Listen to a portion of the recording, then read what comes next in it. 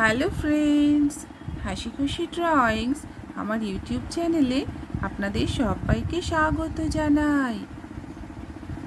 আমার পুতুলের গল্পে এই পিয়ানোটাও ব্যবহার করেছি আমি। আজকে একটু বাজিয়ে শোনাচ্ছি।